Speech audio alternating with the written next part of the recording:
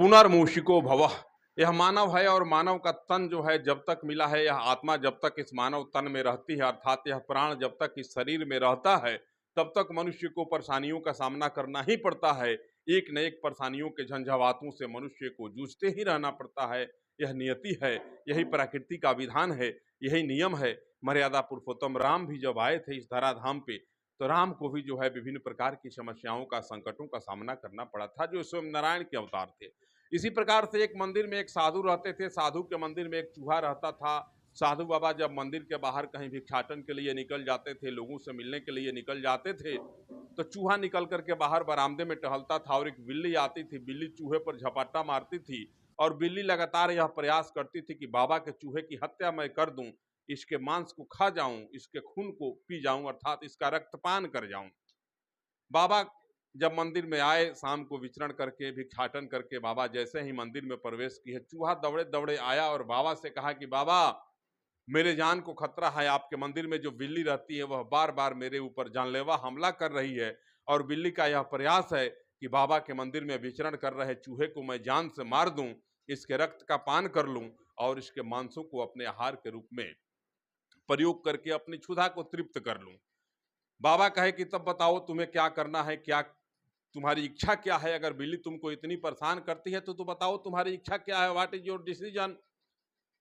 चूहा कहा बाबा से कि बाबा, मेरी इच्छा है कि मुझे आप बिल्ली बना दीजिए, क्योंकि जब मैं बिल्ली बन जाऊंगा तो बिल्ली मेरे ऊपर अटैक नहीं करेगी। बाबा कहे कि यह वस्तु एकदम निश्चित ऐसा ही होगा। बाबा उस चूहे को बिल्ली बना दिए।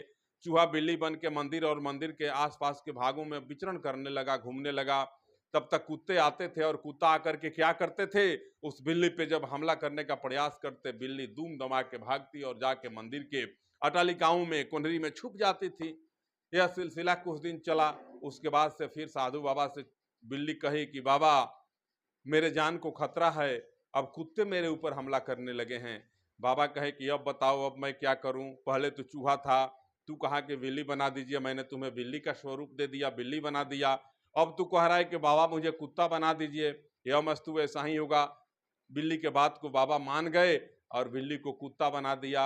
बिल्ली अब कुत्ता के रूप में विचरण करने लगी और चारों तरफ जो है शिकार करती। कुछ दिनों के बाद जब जो है ये जंगल के तरफ कुत्ता निकल गया घूमते घूमते, क्योंकि जंगल में ही बाबा का आश्रम भी था।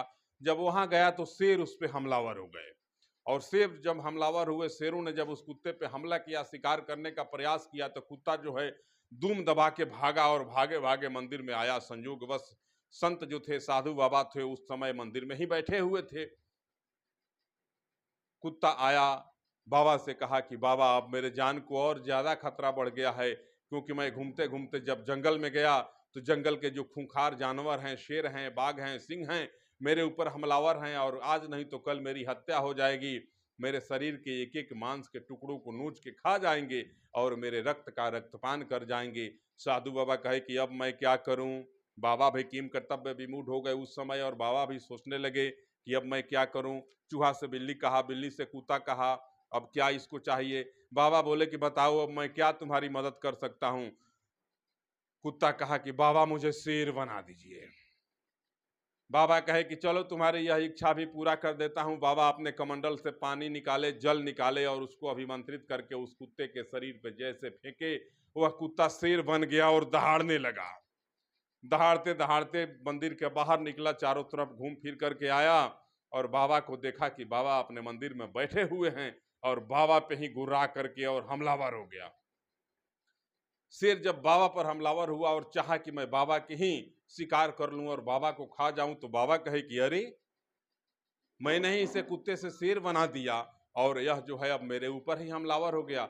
बाबा पुनः अपने कमंडल से जल निकालते हैं, अभिमंत्रित करते हैं और उस शेर के बॉडी पर फेंक देते हैं, उसके शरीर पर फेंक के कहते हैं कि पुनः मूषिको भवः, अर्थात जाओ, तू जहां था वहीं फिर पहुंच जाओ, तू पुनः मूष का मूष बन जाओ। इस कहानी से आपको क्या शिक्षा मिलती है?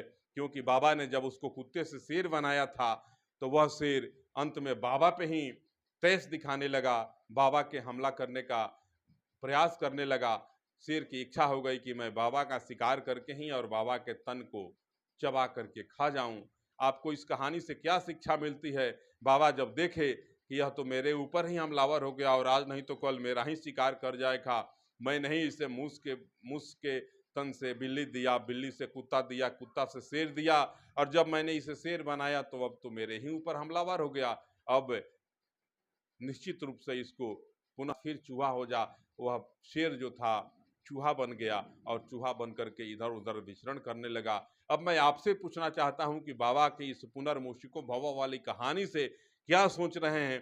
क्या इस जमाने में किसी की मदद करना, किसी की सहायता करना हितकर है या अहितकर है? आप कमेंट करेंगे और ज़रूर बताएंगे, क्योंकि इस जमाने में जब आप किसी का मदद करते हैं और वह व्यक्ति बलशाली हो जाता है, ऐश्वर्य से परिपूर्ण हो जाता है, तो वह निश्चित रूप से आपके पीछे ही पड़ जाता है। आजकल के ज़माने में भस्मासुर जैसे लोगों की कमी भी नहीं है।